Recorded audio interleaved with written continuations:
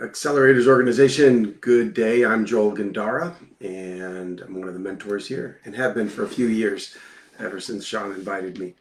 Happy to be here. I love doing these once a month because you guys get me thinking sometimes about things that I haven't thought of in 25 years. I've been an entrepreneur since I was 10 years old, and I don't mean like in a cute way, like, oh yeah, my parents had me pretend. No, I was making my own money since I was a little kid to buy my own toys. We were very poor. I got here on a boat fleeing communism when I was a kid, and so grew up with very little, and that forced me to have to do some things to get out of poverty. And that led to, as I got a car and able to go to garage sales, I would go buy stuff, take it to the flea market. And that's how I made my money through high school. That and a part-time job every day after school, 7 days a week. Usually I was working one or the other or both. Now I coach. I get to coach men on becoming the best version of themselves. And after I sold my company, so started an apparel company, sold it, and that's now I get to just do what I like to do. And this is one of the things that I absolutely love to do, be here with you guys and help out in any way that I can. If you're on this live and you wouldn't mind commenting just so that I know you can hear me, I'd appreciate that. This is my new setup. I'm building a podcast and just starting to test as things come in. Don't have my lighting, don't have all my background stuff yet, but it's very early on. I've not started the podcast yet, but we'll do so this summer. So if you're here live with me, please comment. I'd love to hear that I'm coming through loud and clear to you. And if it's on the replay, that's fine. Just let me know it's on the replay. All right, here are the questions. The first one is from Erica Stokes. How do you handle frustrations of knowing you want more, but you are in the beginning and having to work gigs outside your business just to keep money coming in? Right now, I'm in this time management, energy management battle.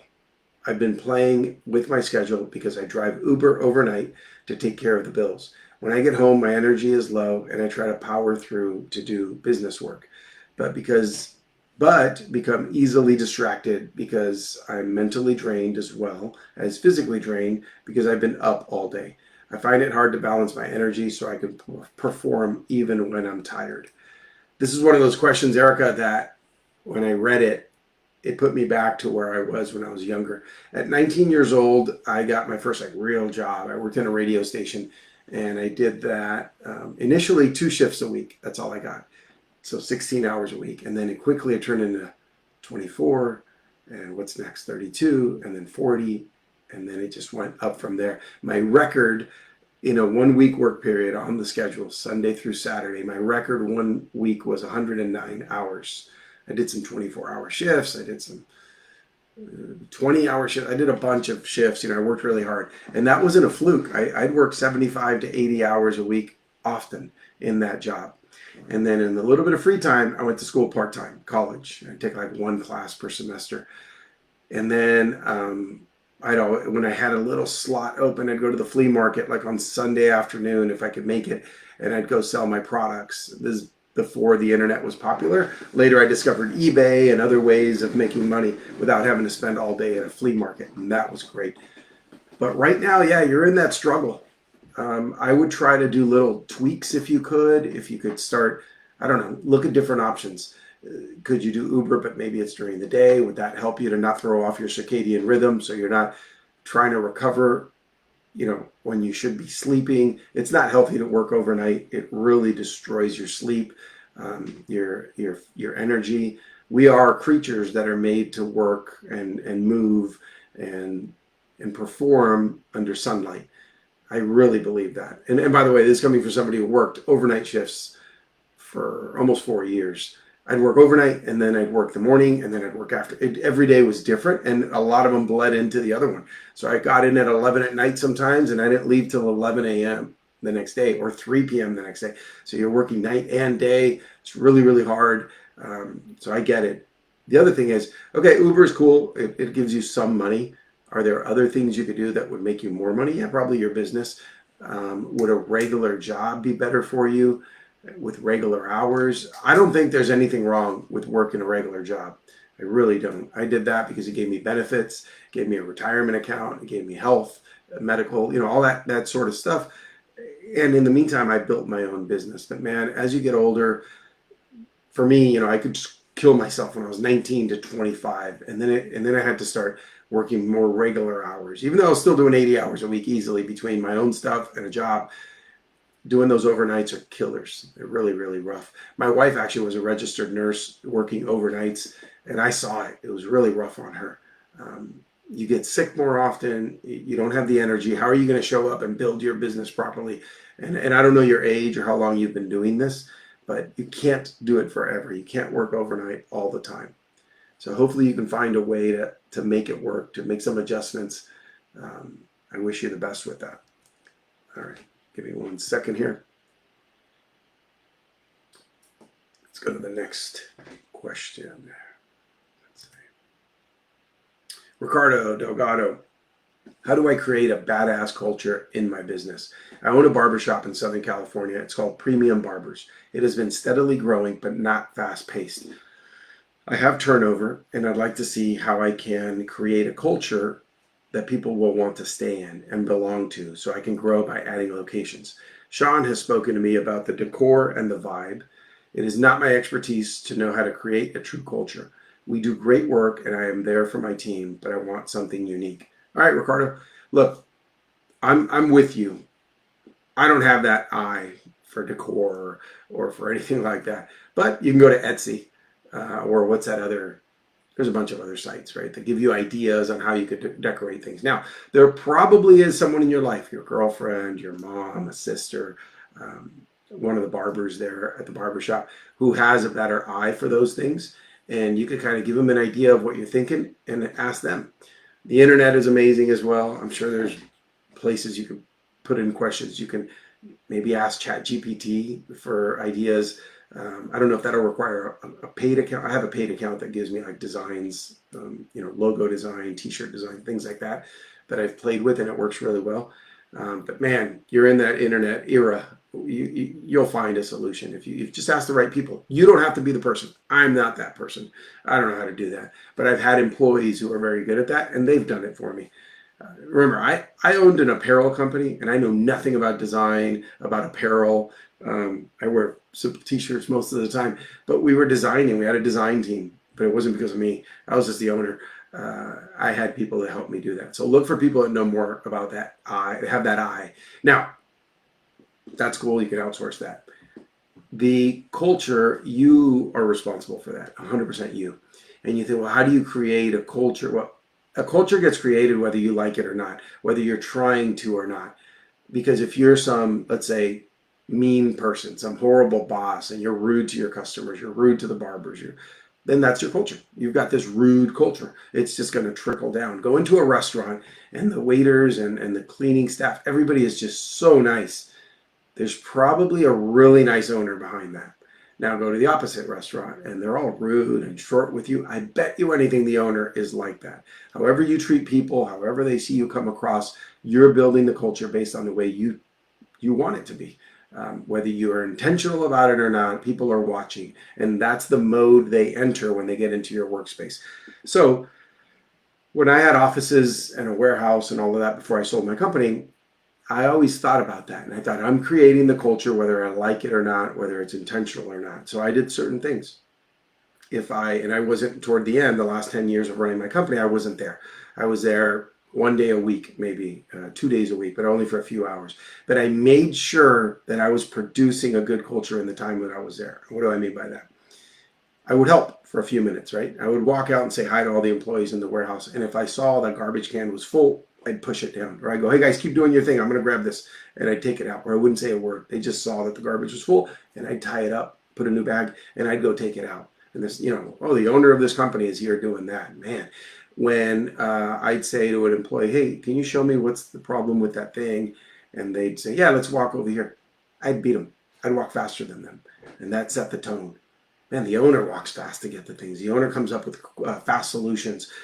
Maybe that's the way we do things here. I wanted them to walk through those doors, and maybe they're lazy at home, but the moment they walked in, they flipped the switch, because that's the way we run things. Also, I had the culture on the wall, right? What our values are. That was on the wall. We had 5 or 6, and we had posters made, and they were nice. And any visitor that came in saw that that's what we were about. And we use those to hire people. We'd explain it to them in the interview. We'd say, this is what we believe in. What do you think about this, right? So we'd show that to them. If that didn't resonate with them, if that didn't resonate with them, they probably didn't want to work for us. And we tell them that, hey, if this isn't your sort of thing, we move fast, we take care of the customer, whatever your culture or your value statements are, you want to hire based on that, and then you also want to fire based on that. If that person is not living up to whatever you say is how that company works and the culture there, that's a good barometer to say, you're not meeting this, and this. We really want you to work on it over the next 3 months, okay? And if it doesn't happen, then those are the people that you want to let go. So you are building the culture. It is up to you, Ricardo. Don't think there's some magic behind it. It's just the way you run the business, the way you treat people. That's the culture you're building, good or bad. It's your call. All right, here we go. Let's go to the next question. Next question is also from Ricardo Delgado. He's getting his money's worth from Accelerators organization because he's asking more questions. As I grow as an entrepreneur, how do I use my personal development to help my business grow? I own a barbershop in Southern California called Premium Barbers. I have been doing a lot of personal development, and I have noticed a huge impact on my personal growth. I want to use this growth to grow my business and expand it so it allows me to do even more in my personal life. I'm getting caught between the personal development outside of the business by doing some coaching outside of the business, and I'm trying to balance it while also trying to grow my business. How do I feed the hunger I have to help others while growing my business, which is where most of my income comes from? Yeah, Ricardo, good job, man. Keep doing what you're doing on personal development. I don't think you can overdo it there. Don't take your eye off the prize, though. Your number one moneymaker today is your barbershop. I'm sure you're going to have a successful coaching business, and you can talk to Sean about that. You can talk to me as well. Happy to give tips wherever possible on how we coach people. Keep developing yourself. I think that you as the owner are the ceiling of the potential of your business. If you're a mediocre guy and you're always there, that's where you're at. You're never going to improve. You have a fixed mindset. You're not growing. You're not learning. You're not into masterminds like this. Then that's it. That's as high as your business is going to get. The moment you learn and pick yourself up and go up and up and up, look what happens to the potential of your business. You're the limit. You're the limiting factor. So don't be that weak link in the chain. Keep improving yourself, keep growing. And how do you play that out in your business? Well, let's see. If you learn something in a book, you learn something in a seminar, in AO, wherever you're in, if you learn something, start applying it. Now, that doesn't mean go back to your barbershop and tell the guys every week, hey guys, I got a new thing you're going to do. They're not doing that self-development. They're not as interested in it. They're not the owner. If they were that interested and that driven, they'd probably be owners of their own barbershops. So some people are made to be employees. Entrepreneurship is such an easy word to say and popular and cool, and people hashtag it in the billions. It's not for everybody. So understand that your employees may not follow along at all times, but just keep being that positive light and keep doing things really exceptionally well. And I mean everything.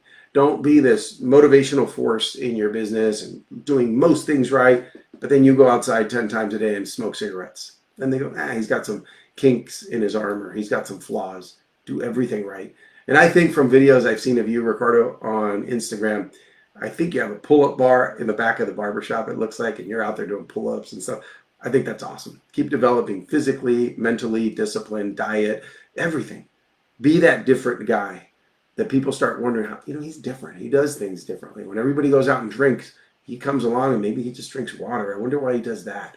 When everybody's taking a smoke break, he doesn't smoke. Every once in a while, he drops and does push-ups in his barbershop, right? Or he always has a book back there. And it's always different. He must be reading a lot of books. And the conversations that you're going to have with people then start changing. So if you have a client, let's say you're a barber, and you're not into growing and self-development and all of these things, and your conversations are very low level, well, then you know what? The people in your barbershop are going to be attracted to that. The ones who are low level, they just want to talk about how the weather and about some fight they saw on some TV show, right? That's fine. Nothing wrong with that, but that's them. That's how they are. But if you are that way, that's what you're attracting, and that's what your circle's growing. The moment you start standing out as different and unique and just exceptional, now, some client that you normally cut his hair and you guys don't talk too much, he starts noticing those things, and that attracts him. And now he's having more conversations with you, and he's inviting you to this seminar, and you guys are sharing books that you enjoy together. Things start changing, and those around you start changing. Same things for the people who cut hair at your barbershop. If you start leading that way, maybe you'll start attracting better barbers, and your churn might be lower, and you have those high quality people around you. Don't give up on that. It does not happen overnight. Let's call it 5 years till you start noticing any change. But you got to do the work every single day, and don't stop what you're doing. All right, next question is from Rohit Gupta. You guys, I hope you notice this pattern. The people who, and I don't know either of these two guys in person, but these guys are asking questions. If you're in AO, why not ask questions? You don't know what to ask? Well, let's start questioning yourself. What's missing in my life? Where am I short? Where am I falling short? What do these people do? Those are some questions you can ask. But yeah, ask questions. That's how you learn. Rohit Gupta, do you have any ideas for a retail store to increase sales? I own a retail store that sells international snacks and drinks based in Toronto, Canada. I am currently doing $50,000 in sales year to date. I would like to grow my business to $100,000 by the end of the year. Just looking for ideas to add sales and meet our goals, if you have any. So, Rohit, I'm the first to always say when I don't know. I've never owned a physical store. I've owned a lot of stores, but they've been e-commerce, Etsy, eBay, Amazon, Walmart.com. I've sold online quite a bit, many millions of dollars of sales per year for many, many years, decades.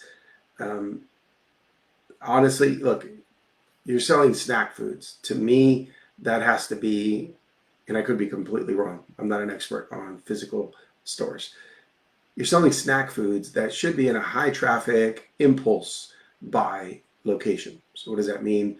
Office buildings, little shop, tourists, people that are just walking by and go, look at that. That's cool. Those chips, that candy, chocolate, whatever it is that you're selling. But normally if you have to go out of your way to buy those snack foods, that's a little more difficult. I think you have to be in a high traffic area for those sort of things. Now, what happens with high traffic? You're going to pay a lot more in rent. So you got to weigh that out if it's worth it.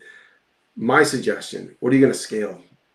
A physical location with X amount of people that walk in front every day, or a website that has unlimited potential? The whole world could be your thing. So this just popped in my head. I guess I had a physical store. It was called the Flea Market 20 something years ago, 30 years ago when I was young. And I remember thinking, I can get $6 for these products because I have 4,000 people walking in front of me every day. And that just gets me, I don't know, $1,000 in sales per day. And that's good. I'm happy with that number. With my profit margin, $1,000 a day, maybe at that time meant that I would net like 700 a day in the flea market. And I thought that was cool, especially back then where that was real money. But then I started selling on eBay back in the 90s, late 90s. And my sales started going up, and also the dollar amount started going up. Whether it was an auction and people bid up the products, or I just set a higher price. What happened? Why were people all of a sudden willing to pay not $6, but $12 for my products? And it hit me. And I said, because I'm not in front of 4,000 people a day that walk by my spot. I am now in front of the whole world. Started getting orders from Canada, Latin America, Europe, Asia. I started selling all over the world. So I had more eyeballs seeing my products. And of course, that's what happens online. Still had the same cost of products. I just put them online, and I started getting way more money. And I didn't have to sit in front of a store or a location all day, paying rent and spending my day there. So costs went down, and sales skyrocketed, and profits really skyrocketed. So that my suggestion is always going to be e-commerce for something like this. Unless you told me, I have a mechanic shop, that does not have a place in e-commerce. You got to physically be there. That's different. But you're selling snacks. Keep doing it on a physical store, but also offer online. Imagine if the people who walk in, if you had a POS system, point of sale system, where people can shop there and earn points. But then you tell them, hey, if you buy online, you'll also earn points. Your account is linked. Then you're just offering people more options to buy. I think about, I'm going hunting in December. Never hunted in Idaho and going to be out in the snow, and I got to buy some really thick socks. And somebody told me, oh yeah, they sell those at, Cabela's or whatever, one of these hunting stores or outdoor sports store. I don't want to go to the store. I don't want to drive there and go look at some socks. How boring. My time is way too valuable to go buy a couple of pairs of socks at a store that I got to drive 20 minutes to because there's not one very close to me. And then I thought, of course, I'm not doing that. I'm going to just go online and I'll buy it on Amazon, or I'll buy it on, Google it and find it there. And that's it. So why don't you start growing the online sales, and on the online store, you're going to have some legit appearance. You're going to look legit because you're going to have pictures of a physical store. I always think that looks cool when you see like, oh, they're a physical store. That's cool. It's this is the real deal. They've got it all. So sorry, it doesn't help you with how to grow a store, a physical store, but that's what I got from my experience.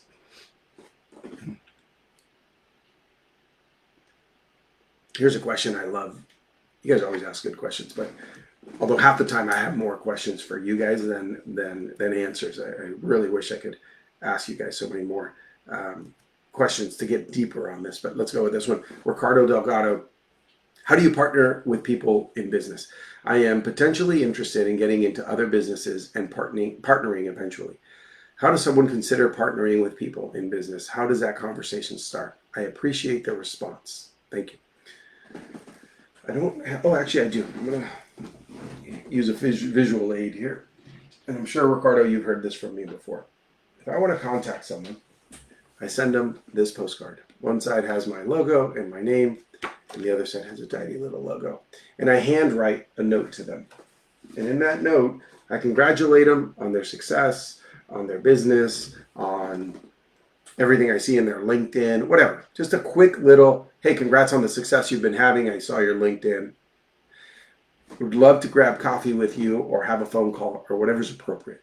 I just want to learn a little bit more from you and share some things I've learned in the industry. If it's the same industry, if it's not, I'm interested in getting into your industry. I see what you've done. I congratulate you for that. Love to talk to you, take you to coffee or have a phone call. Let me know if that'd be possible. Here's my phone number. Text me. That is super powerful. I've done it.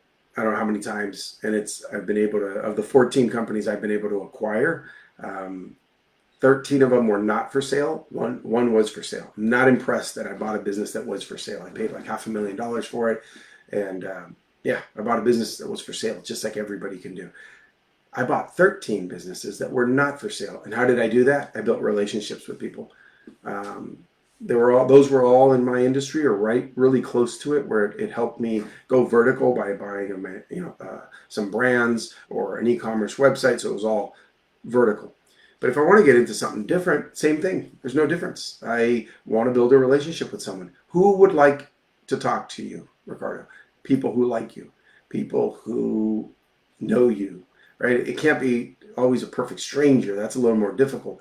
Just go into a public elevator, right? In a building that nobody knows each other. There's not much conversation. Go into a different setting with friends that meet once a month and see how they talk. They're all talking. So what's the difference? These got to know each other and became friends, and now they love each other. They want to talk. They want to share. They open up. But the people in that elevator, they don't do that because they haven't broken that ice yet, and that's too short of a time on a 30-second elevator ride. So what are you doing? You're creating that relationship so it looks more like that other example of friends around a table at dinner. And how do you do that? You have to break the ice. It's your call. Look for a company. Here's an assignment for you. Here's a challenge if you want to do that. I'm the challenge guy. So, Ricardo, find an industry that you're interested in, and then look for some players in that industry. They could be local stores. You want to get into dry cleaning? Look up 3 dry cleaners and mail them a handwritten note to the owner. There's a lot of public records. There's a lot of stuff out there. That's just an example. The dry cleaning. It could be anything. And write them a handwritten letter and then get back and let me know how that went. I know how it goes. It goes very well. Now, not because you did it one time, but because you did it 10 times. And let's say only one of those writes you back. Yeah, but then you go from there. I wrote once a letter to someone whose business I wanted to buy, and he'd been in business for 30 years. And I may have shared this before in another AO Live, possibly, because I think it's a pretty good story. And the next a couple days later, after he got the letter, he wrote me. No, he called me on the phone and said, "Hey, I got to tell you, your handwritten letter to me blew me away." He says, "Over 30 years, I've had so many companies and people and business brokers contact me saying that they have somebody who wants to buy my business. I've never called one of them, ever. Zero interest in selling my business. But the way you wrote that letter, it got me. It got me to call you today." And the guy said, "But you say in your letter that you'd like to take me to coffee or lunch, but we're 5 hours away in car. How are we going to do that?" And I said, "How's tomorrow at noon sound for you?" And he says, "Noon for what? Tomorrow?" And I said, "I'll take you to lunch." And he says, "Yeah, but we're 5 hours away." And I said, "Yeah, I'll drive there." And I drove there, and we had lunch. So we broke the ice. That was great. And then what happened is the next steps. Well, the next steps are I stayed in touch. I messaged him every few months and said, "Hey, how you doing?" And when he was going to be in town here in Miami, he let me know, and we went to a trade show together. He walked a trade show, was looking at fabrics and all these sort of things. And then he came to my house. He met my wife and my kids. Talk about a bond that you build when you do things like that. And then my alma mater, my college that I graduated from, was in a bowl game for football near his city. So I bought 2 tickets, 50-yard line, and him and I sat there. And before he left, I gave him a gift with his initials engraved in it. I once sent him a bobblehead of his likeness, his face. He was wearing his logo, and he was surfing. He's a big surfer. And that guy wrote me an email saying, "I just want you to know," when I sent him that bobblehead, "I want you to know that I can't even call you to thank you because I'm in tears by the gift that you've just given me. It was my wife can't believe the kind of guy you are." I never met his wife in person, but you've impacted my life. All that came from a little handwritten letter that I wrote. And a lot of good things have come from that relationship. And I didn't do it to, "Oh man, I hope good things come out of him giving me anything." I just wanted to congratulate him on his success and learn from him. That's all that I wrote in there. And then that, a relationship got built till this day. So how to partner with people? Start there. The rest of it should flow. Congratulate them on their success. Say you want to meet with them virtually, coffee, lunch, whatever makes the most sense for you, and go from there. And then one thing will lead after another. And once you get to that and you start breaking some ice, ask another question and hear about next steps. All right, next question is from Tori Haganey, Haganey. Haganey. What are the initial things to focus on when you are at the very, very beginning? I am a single mom, and I am at the very beginning of making a life for myself and kids. I have ideas for business, but I find myself getting overwhelmed with what to focus on and how to develop a plan while balancing single mom life. Thanks for any insight. All right. That's tough, the very, very beginning. I have a lot of questions. Are you working full time? How old are your kids? How busy do they keep you? Are they at daycare or school so that you can focus on your business? But it sounds like you're really, really early because you just said, "I have ideas for a business, but find myself getting overwhelmed with what to focus on." That's easy. That part's easy. So Tori, you have ideas. Pick one. Pick one that you think you're going to have the most success with, that you're going to be able to move forward on. And by the way, don't complicate this. This doesn't mean I have an idea, I've got to make $1 million this year. No, you have an idea. You're going to see what happens from it. You're just going to go test it out. You're going to do good in it and move to the next step, or you're going to fail, and then, okay, that's not for me. Go to the next idea. But pick one idea and take the first step. So pretend that you've written the list, and I mean literally write them down. Write a list of ideas, ideally in a Google Doc or Google Sheet so you can see it, visualize it, delete, move things around. Not on a piece of paper that you're going to start scratching out and making a mess. So write them down. Take a day or 2 or 3 or 2 minutes, whatever it takes, and pick one. And then ask yourself, or sit with a coach, a mentor, a friend who could say, "All right, so you're going with this idea. What is the first step you have to do?" Here's a clue. It's not open a bank account. It's not make a corporation. It's not go make business cards. It's not go design a logo. It's none of those things. I promise you, it's never any of those things. It's always like, I need to learn a little bit more about that industry.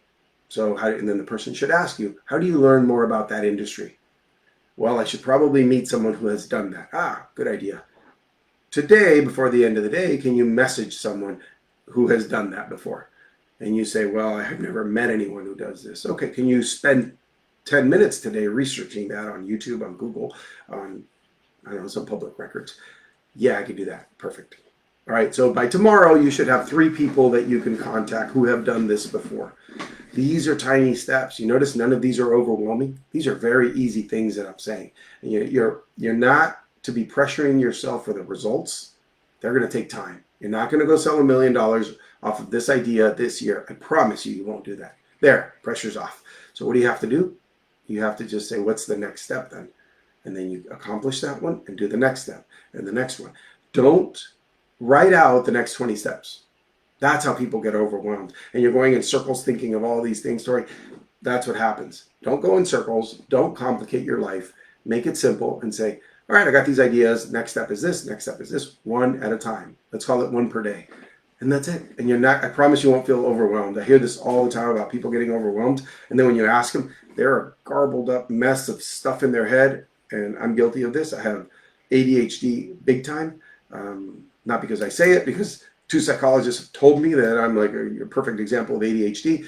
So then what we do is, I call it in our house with my 4 kids and my wife, I call it Gandara tricks. My last name is Gandara, and I have a lot of tricks to beat ADHD and actually to use it as a superpower. Heads racing with brilliant ideas and stupid ideas and average ideas. Well, I got to jot them down. And when I jot them down, I got them. By the end of the month or end of the week or end of the day, I got like 20 ideas. Now I can calmly for 1 second, before my ADHD kicks in again, I could just eliminate the bad ones. And now I've got 4 ideas that I think are pretty good. What's next? All right, I'm going to stick to 1 and test it. And then I get the yes or no. So I hope those tricks help. Report back and let us know. You know, I never get to hear the other side of this. I always get to share my thoughts. All the other mentors in here share their thoughts. But sadly, we don't know what people went with. And did it work? Do I know what I'm talking about? Am I crazy? I don't know. All right, here we go. Nick Kulik. This is the last question for today. How do I know when is the right time to quit day job and go in on my business full time? I have a full-time job and started a landscape business. I already have clients in the business and gaining momentum. I know it is a mindset issue I'm having. How do I know if it's time to leap? Is there a formula or just go for it? I don't think this is just a mindset issue, Nick. It might be a mindset issue if you told me I make $50,000 in my job and I'm netting $75,000 in my company and it keeps growing and I'm not losing clients and the future looks bright, but I can't pull the trigger on quitting. That's a mindset issue. Where are you going? What are you talking about? You should just quit. That's obvious. But maybe you're not there yet, right? You already have clients, you're saying you're gaining momentum, but you're not saying that you're crushing it and beating your regular job yet. So think about it. You know your tolerance for pain. You know your tolerance for risk. You know where you're at. This is an individual question, Nick. It would never work to have a formula for this, I think. But if you wanted the closest I can come up with to a formula, it would be, what do you need to live on? Let's call it, and you could calculate this. Go to your bank account and see how much money left. And I don't mean like this month, because this month could be different than all the rest. It's not a good average. I did this exercise before I sold my company. I looked at an entire year at how much money went out. Why a year? Because I paid like $14,000 a year in property tax, right? But I do it in one shot for my house.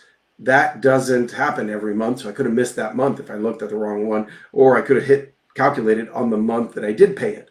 And then I think, oh, I need an extra $14,000 every month. No, I don't. It spreads out at $1,000 something a month, 14 divided by 12 months. Look at a whole year. Go to your bank and see how much money went out.